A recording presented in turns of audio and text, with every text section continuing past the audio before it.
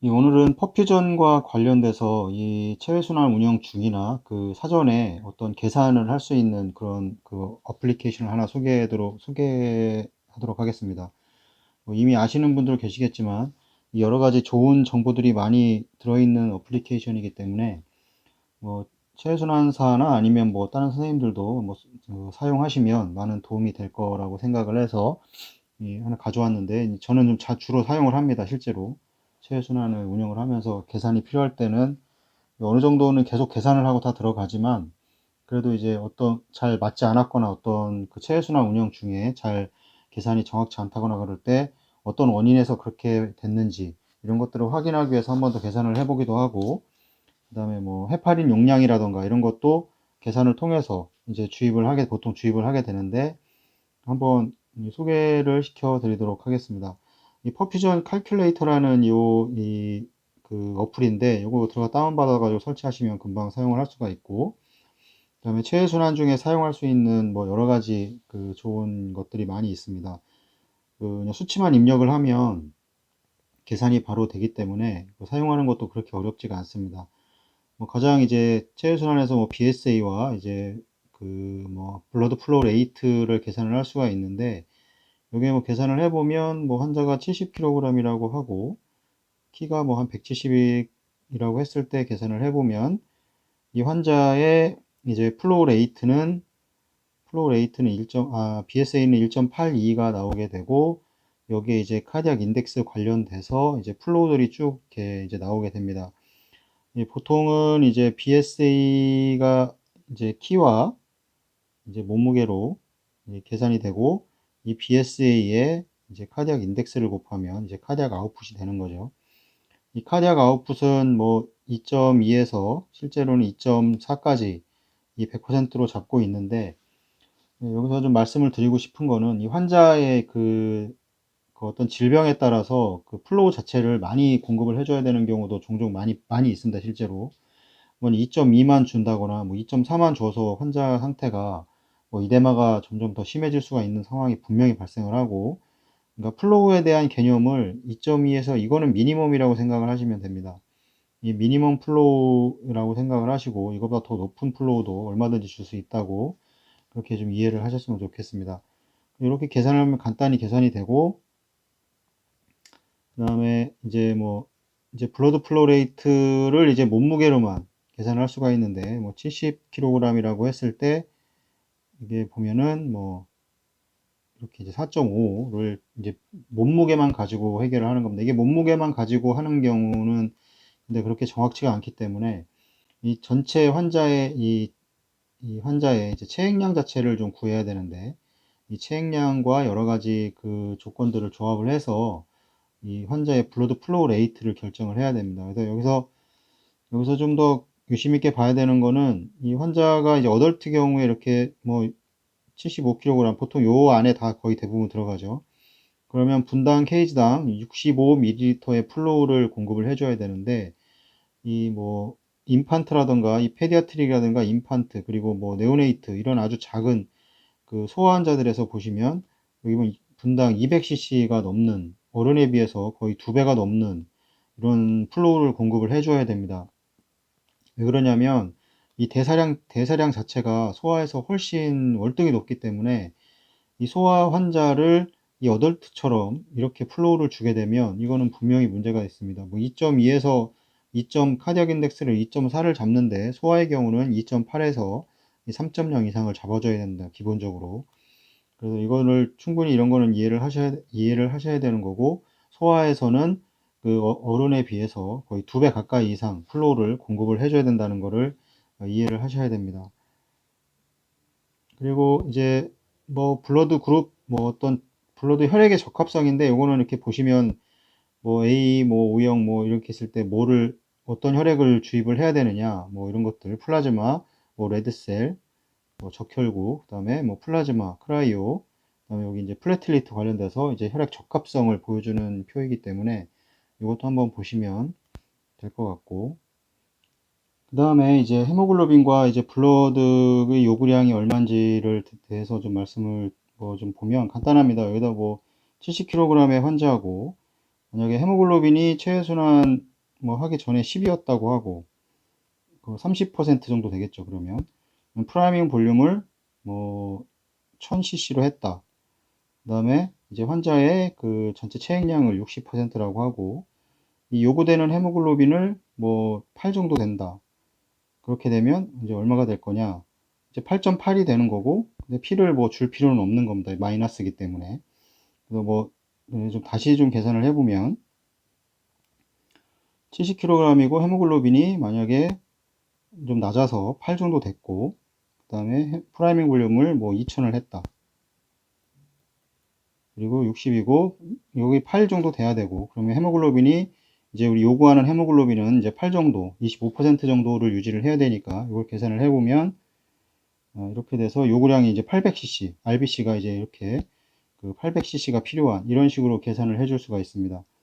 이것도 이렇게 계산을 해서 이제 필요 요구량을 그 체외순환 중에 요구량, 정상적인 요구량을 유지를 할 수가 있고, 그 다음에 이제 캐놀라 관련돼서 캐놀라와 관련돼서는 여기 이제 캐놀라 관련돼서인데 여기 뭐 70kg이다 그러면 이제 캐놀라가 어느 정도 사용이 돼야 되느냐 이런 거를 이제 보여주게 되는데, 뭐 아트리알 캐놀라의 경우에는 22%양 22프렌치를 사용을 하게 되고, 이 22프렌치도 뭐 그 형태에 따라서 좀 다를 겁니다. 뭐 앵글이냐, 뭐 45도 앵글인지, 그 다음에 그럼 아니면 뭐 스트레이트 캐놀라인지 이런 것도 보고, 이제 비너스 캐놀라의 경우에는 이 바이카발로 SBC와 IBC 70kg이라고 했을 때는 이제 30프렌치와 아니면 32와 34 앵글 팁, 뭐 이제 라일 앵글, 이제 이렇게 라일 앵글로 되어 있는 건데 24나 26, IBC는 26을 해서 이렇게 넣으면 이제 그 계산된 그 정상적인 퍼퓨전 플로우를 유지를 해줄 수 있다. 싱글로 RA 하나만 넣는다 그럴 때는 34프렌치를 이용을 하게 되고, 만약에 투 스테이지를 이용한다면 이제 34, 46 프렌치를 이제 이용을 해줄 수가 있습니다. 여기서는 뭐 카디악 아웃풋 자체를 당연하겠지만 이 캐놀라를 통해서 이제 드레인과 이제 에올타를 통해서 이제 송혈을 담당을 하게 되는데, 이 캐놀라는 무조건 그 환자가 허용을 한다면 가장 큰 거를 사용을 해야 됩니다. 이건 뭐 제가 말씀드리는 건 아니고 이 책에도 나와 있는 내용이고, 그 환자가 허용하는 최대의 이제 그 캐놀라를 사용하라고 나와 있습니다. 이 캐놀라에서 가장 중요한 거는 이제 프레셔 로스입니다. 이게 압력 손실이라고 하는데, 이 압력 손실 자체가 많이 일어나는 캐놀라를 사용하게 되면 이제 여러 가지 문제를 발생을 할 수가 있습니다. 그래서 뭐 당연한 얘기지만 그 에올타 크기도 괜찮고 뭐 다 괜찮은데 굳이 작은 거를 써가지고 그 환자 혈액 손상이라던가 아니면 뭐 jet플로우를 형성을 시킨다던가 이러면서 그 환자한테 뭐 손해가 가는 이런 거는 그좀 지양을 해야 된다고 생각을 합니다. 캐놀라는 최대한 사용할 수 있으면 가장 큰 거를 사용을 하고, 저희 병원 같은 경우는 에올타 같은 경우는 거의 루틴으로 24프렌치를 사용을 하고, 그다음에 SBC와 뭐 바이카발로 이제 IBC를 했을 때는 뭐 32프렌치, 34프렌치가 항상 루틴으로 사용됩니다. 어덜트에서. 거의 이거는 뭐 변함이 없습니다. 뭐 아무리 환자가 뭐 50kg든 뭐 50kg 이상, 뭐 40kg에 40kg라 하더라도 그 환자의 에올타 크기나 뭐 이런 것들이 문제가, 그 혈관 사이즈가 문제가 되지 않는다면 큰 거를 항상 이제 섭관을 합니다. 이것도 이제 저희 병원에서 하는 뭐 내용이라 뭐 이거를 뭐 어떻게 얘기할 수 없고, 서전 초이스긴 한데, 그래도 서전이 뭐를 달라고 하시는 병원도 있고, 아니면 뭐 체외순환사가 이제 어떤 표를 통해서 그 이제 그 캐놀라를 보통 이제 내주게 되는데, 그때 내줄 때는 뭐 그 캐놀레이션에 문제가 없다면 이제 가장 큰 사이즈를 사용하는 것이 이 환자한테도 훨씬 유리하다고 생각을 합니다. 그리고 이제 그 캐놀라 뭐 이것도 마찬가지고 블러드 플로우 레이트가 뭐 얼마다, 뭐 4000이다. 이럴 때 계산을 해보면 뭐 이렇게 공급을 해줄 수가 있는 겁니다. 이것도 이제 블러드 플로우 레이트를 가지고 이제 간단하게 이렇게, 만약 5000이다 그러면 더 커지겠죠. 이런 것도 이렇게 계산을 할 수가 있고, 그 다음에 이제 지금 이제 보면 이제 어떤 퍼퓨전에 대한 어떤 플로우 레이트, 이제 얼마나 산소 요구량이 필요할 것인가, 이제 이런 것도 이제 다 계산을 할 수가 있는데, 뭐 스페이스 에어리어가 뭐 1.7이라고 하고, 그 다음에 공급을 뭐 200 정도 한다고 하고, PO2를 100이고, 그다음에 이것도 100이라고 하면, 계산을 해보면 이렇게 나옵니다. 이렇게 뭐, 원당 얼마를 내야 되는지. 이건 좀 계산이 지금 이 디자이어, DO2가 좀 공급이 많기 때문에 이렇게 나왔는데, 이거를 이제 계산을 해서 그 얼마 정도의 요구량을 필요할지를 알 수가 있습니다. 그 다음에 이제 온코틱 프레셔와 이제 이 서큘레이팅 동안 이제 온코틱 프레셔와 이제 플라즈마를 이제 요구량을 구할 수가 있는데, 이게 환자가 뭐 70kg이라고 계산을 하고 이제 전체 블러드 볼륨 그러니까 60이라고 하고, 환자의 헤마토크리트를 뭐 45%라고 하겠습니다. 그리고 프라이밍 볼륨을 뭐 2000 정도 했다. 그랬을 때 이 온코틱 프레셔의 경우에는 이 정상 범위가 이제 나와 있는데, 보통 28mm 머큐리가 이제 정상 범위를 가지고 있습니다. 그래서 여기 밑에도 아마 나와 있을 텐데, 이거를 28로 입력을 하고, 그렇게 되면 계산을 하면 이런 식으로 이제 알부민을 얼마를 줘야 될지, 이게 이제 유지를 하려면 어떻게 이제 이게 결국에는 여기에서 이제 프라이밍 볼륨 자체가 늘어났기 때문에 이런 수치가 나왔는데, 이 볼륨 자체를 줄이는 겁니다. 이 프라이밍 볼륨을 줄이게 되면 이거를 맞추기 위해서 더 올라가겠죠. 그러면 프라이밍 볼륨을 한 1000으로 해보겠습니다. 계산을 해보면 이제 340cc를 넣어야지 이제 정상 범위에 이걸 올릴 수가 있다. 뭐 이런 식으로 이렇게 계산이 되는 겁니다. 그래서 알부민을 얼마나 줘야 될지 이런 것들을 계산할 수가 있고, 그다음에 이제 이 온코틱 프레셔에서 중요한 거는, 이 온코틱 프레셔라고 하는 거는 결국에는 이제 80% 이상은 이 단백질이 관여를 하게 됩니다. 단백질 중에 이제 이 알부민이 이제 관여를 하게 되는데, 그래서 이제 우리가 저희 체외순환 과정에서 여기 이제 프라이밍 볼륨에 따라서 지금 계산해서 보시다시피 이 그 온코틱 프레셔 자체가 이제 떨어지기 때문에, 그러면 저희가 기본적으로 이제 두 개를 첨가를 해서 이제 이 온코틱 프레셔를 맞춰주려고 노력을 하고 있고, 그래서 이제 온코틱 프레셔가 가장 이제 이 온코틱 프레셔, 그러니까 형성하는 알부민은 이 간질구획이고, 이게 혈관이라고 했을 때 이 혈관 벽을 빠져나갈 수가 없습니다. 그래서 이 정상적인 건 빠져나갈 뭐 염증이 있다 그러면 그럴 때는 이렇게 빠져나갈 수가 있는데, 근데 그런 거 정상적인 상황에서는 알부민 자체가 분자량이 크기 때문에 이 혈관 벽을 빠져나갈 수가 없어서 여기에서 이제 그러니까 시프팅을 시키게 됩니다. 그래서 알부민 수치가 떨어지게 되면 이제 계속 이쪽으로 빠져나가게 되는, 그래서 이제 부종을 일으키게 되는 이런 증상이 나타나기 때문에, 이 알부민 수치를, 이 알부민에 이 형성하는 온코틱 프레셔를 체외순환 중에 잘 유지를 해줄 필요가 있습니다. 그 다음에 이제 이제 피브리노젠의 이제 CPB 동안 얼마가 될 거냐. 뭐 여기 보시면 정상 범위가 여기 나와 있습니다. 뭐 200에서 이제 보통은 플라즈마 피브리노젠 레벨이 어른에서는 한 200에서 뭐 400 정도, 400mg 뭐 데시리터를 이제 유지를 하고 이 정상 범위인데, 이건 뭐 환자도 마찬가지로 70kg라고 하고, 환자의 헤마토크리트를 뭐 30%라고 하겠습니다. 그다음에 그 현재 지금 현재 이거를 뭐 100 정도 된다고 하고, 피브리노젠 레벨을 프라이밍 볼륨을 뭐 2000으로 하겠습니다. 그래서 계산을 해보면 이런 식으로 얼마가 필요한지, FFP가 프라이밍 볼륨은 결국에는 이제 프라이밍 볼륨 또 줄여야 되는 거죠. 결국에는 체외순환 과정에서 이 혈관 안에 프라이밍 볼륨 자체가 이제 혈관 안에 형성되는 이 세포 외액 중에서 이 혈관 안에 존재하는 거기 때문에, 이 플라즈마가 여기도 마찬가지로 프라이밍 볼륨에, 이게 크리스탈로이드 볼륨에 의해서 떨어지기 때문에 이제 공급을 해줘야 되는, 그래서 결국에는 이제 이런 것들을 프라임 자체를 줄여서 이런 수치를 좀 맞춰주는 것도 맞춰줘야 합니다. 이렇게 해서 플라즈마 오스모랄리티 경우에도 플라즈마 오스모랄리티의 이거를 유지하는 인자는 크게 두 개입니다. 여기 보시면 소듐과 이제 글루코즈가 있는데, 여기 하나 이제 BUN이 있습니다. 이 BUN의 경우에는 이 세포 내외액을 왔다 갔다 지 마음대로 자유롭게 움직이기 때문에 이거를 비유효 삼투압이라고 합니다.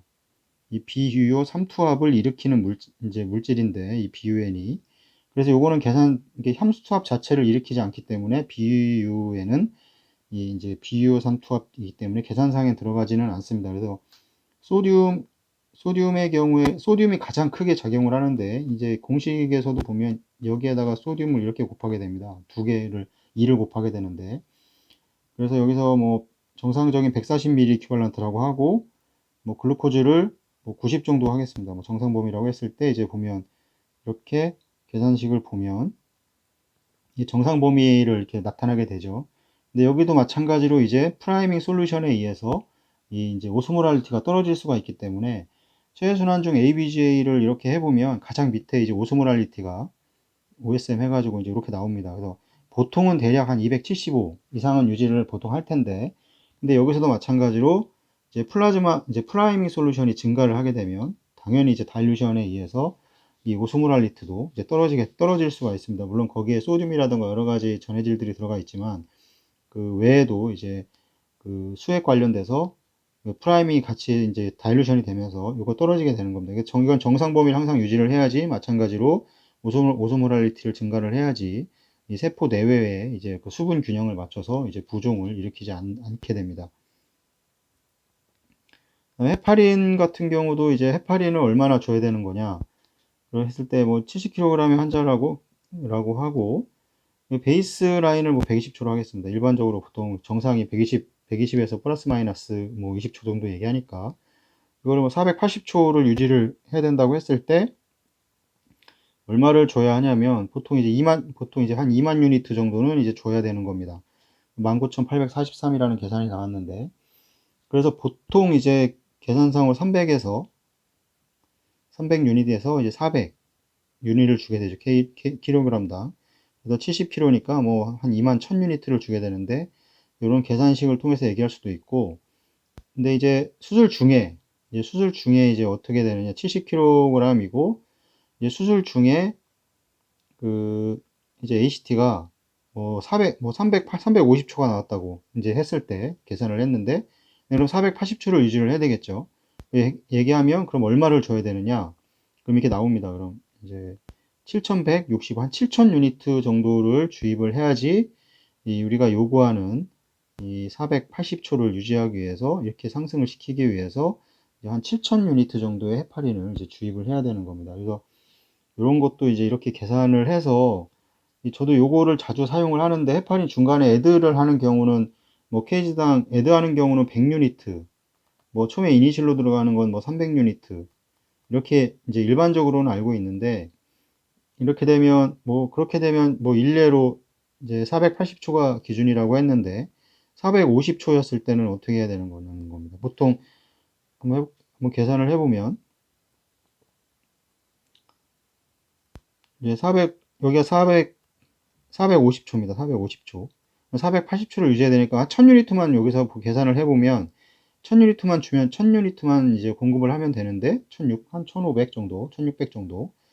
근데 뭐 70kg 환자에서 450초였는데 이걸 480초로 만들기 위해서 일반적으로 사용하는 100유니트를 줬다 하면 킬로그램당, 이렇게 되면 7000유니트를 줘야 되는 겁니다. 이게 7000유니트를 주게 되면 너무 많은, 계산상에 보면 너무 많은 양이 또 들어가기 때문에, 다들 아시겠지만 헤파린의 부작용은 뭐 많습니다. 그래서 이런 것들을 이렇게 사용을 해서 헤파린을 얼마를 주입을 해야 될까, 이런 것도 좀 더 세밀하게 할 수 있는 이런 또 장점이 있습니다.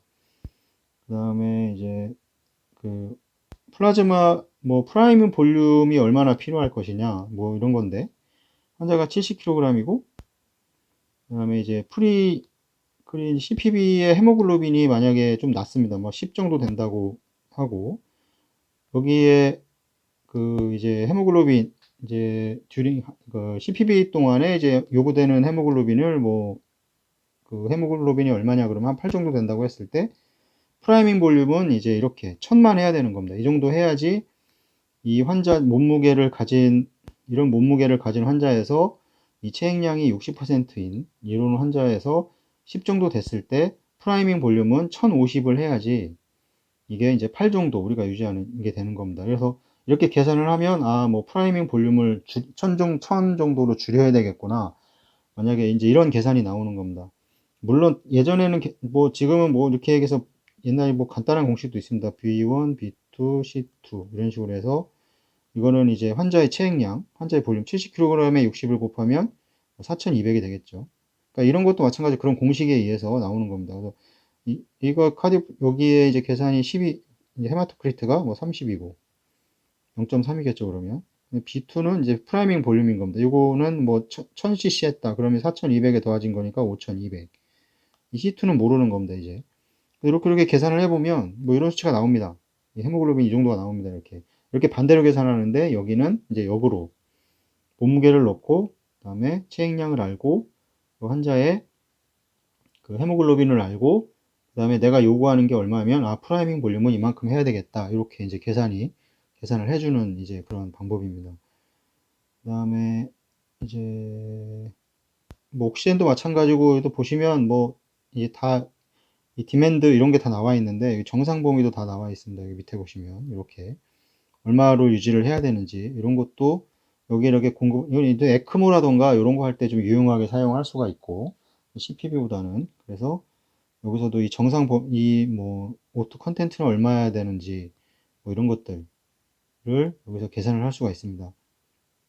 이것도 한번 천천히 보시면 되고 그다음에 이제 ABG 인터프리테이션은 뭐 이거는 뭐 이건 뭐 메타볼릭 엑소시스냐 레스피레리 알칼로시스냐 뭐 이런 것들을 해줄 수 있는데 이런 거는 뭐 기본적으로 ABG를 보면 다 확인이 가능한 거고 당연히 알아야 되는 거고 뭐 가장 체외순환 CPB에서 가장 주의해야 될 거는 이거 메타볼릭 엑소시스죠. 메타볼릭 엑소시스는 결국에는 산소 공급이 안 되는 거고 산소 공급이 안 돼서 조직에서 이제 혐기성 대사를 진행을 하게 되는 겁니다.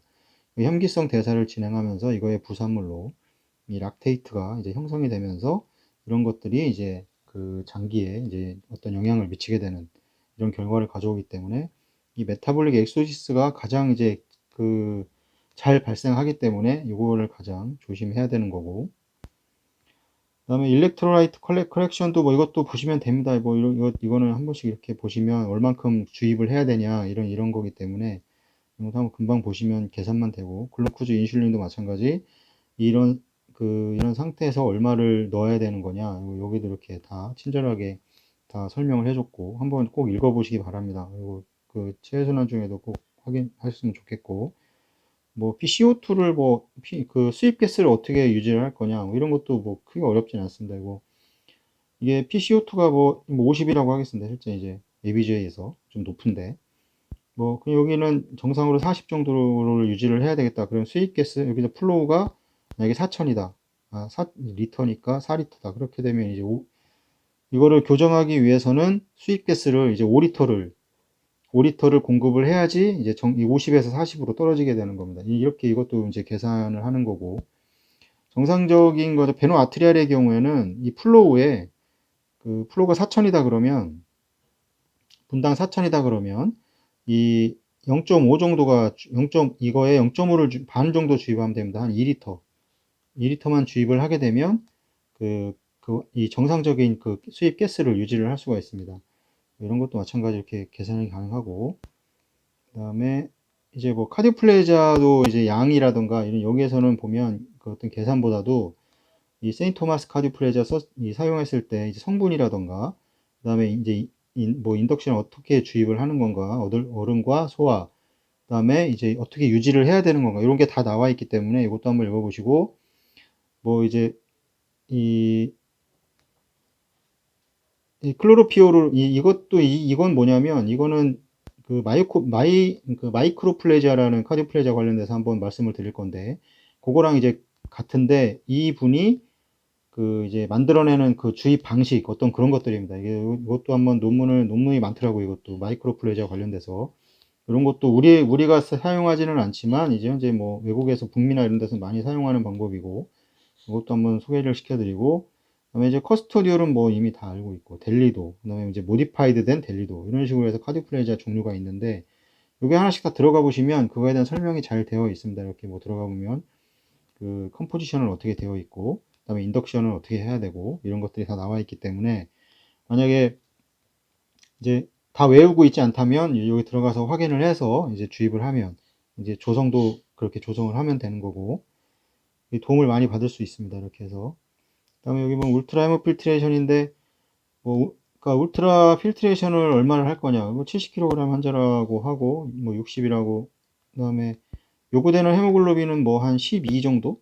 수술이 이제 끝나고 나서. 그다음에 파이널로 했을 때 뭐 이거를 한 8 정도라고 했을 때 한 2000, 여기서 계산을 해보면 8 정도였고, 그 다음에 이제 한 36% 정도 헤모글로빈이 유지를 해야 된다 그러면 2100 정도를 이제 필트레이션을 시행을 해야지 36%가 24%에서 이렇게 상승을 하게 되는 겁니다. 실제 이제 모디파이드 울트라 이제 헤모필트레이션은 최소 10분 정도는 해야 됩니다. 보통 이제 저 같은 경우는 한 15분 정도 하는데 15분 정도 해서 이거 하는 뭐 방법이 15분 동안 그럼 어떻게 하느냐 그러는데 방법이 좀 차이가 있는데 이 리저버 그다음에 그 회로 이 회로에 있는 볼륨을 모두 다 그 헤모필터를 통해서 이 RA로 다시 다 재공급을 해야 됩니다.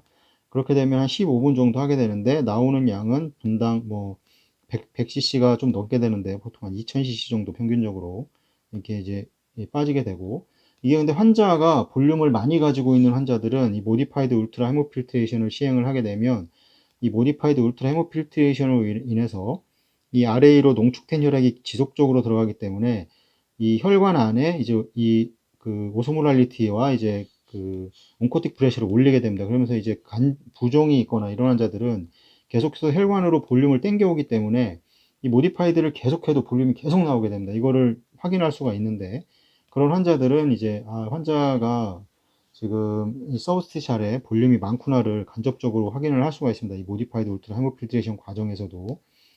그다음에 모디파이드 울트라 헤모필트레이션을 하는 과정에서 이제 모니터를 좀 분석할 필요가 있는데 그것도 이미 한번 말씀을 드렸는데 이 모니터를 통해서도 지금 이 환자가 어떤 상태인지 그 확인을 할 수가 있습니다. 그래서 이 모디파이드 울트라 헤모필트레이션은 상당히 좀 중요하고 상당히 좋은 방법이라 할 수 있습니다. 물론 물을 많이 빼는 것도 헤모글로빈 자체를 이렇게 올리는 것도 장점이지만 이 여러 가지 뭐 프리라디칼이라던가 뭐 사이트레이트라던가 이런 것들을 다 제거가 가능하기 때문에 이런 그런 장점이 많기 때문에 좀 해줘야 되고 평균 10분 정도는 해야 됩니다. 이 논문에도 나와 있는 건데 뭐 10분을 했는데 뭐 2000cc가 이렇게 나와야 되는데 뭐 300cc가 나오고 뭐 400cc가 나왔다.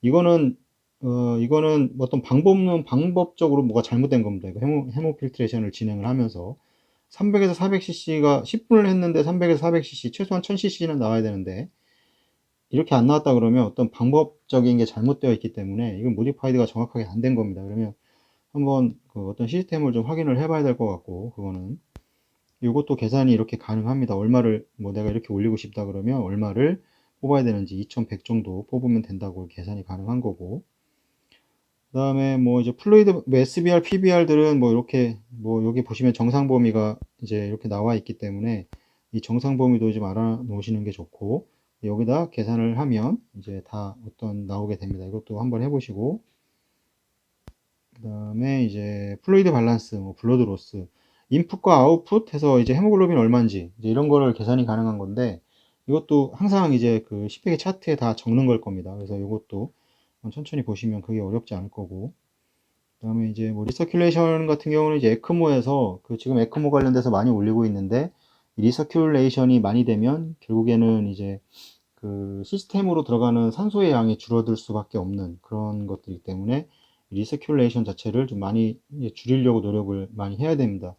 그 베노베노의 경우에서 리서큘레이션이 거의 대부분 이거는 이제 베노베노에서 얘기입니다. 베노 아트리엘의 경우에는 리서큘레이션에서 관련돼서 이 공급되고 그 드레인되고 그 관료되는 그 루트 자체가 다르기 때문에 거기서는 발생을 하지 않고 이 베노베노 이게 이 센트럴 비너스 시스템에서 같이 캐타가 이렇게 들어오든 이렇게 들어가든 이 베인 시스템에 있기 때문에 드레인 과정에서 이 RA로 들어가는 게 아니고 다시 이제 이런 회로로 다시 유입이 되는 이런 것들을 이제 리서큘레이션이라고 하는데 이런 것들을 이해를 하시고 뭐 계산하는 것도 그렇게 어렵지 않습니다. 이렇게 하시면 되고 이건 에크모에서 관련되는 거고 이제 리액션 타임이라고 하는데 이 리액션 타임은 간단하게 말을 하면 어떤 이제 그 체외순환 과정에서 이 비정상적인 상황이 발생을 이제 한 겁니다. 그랬을 때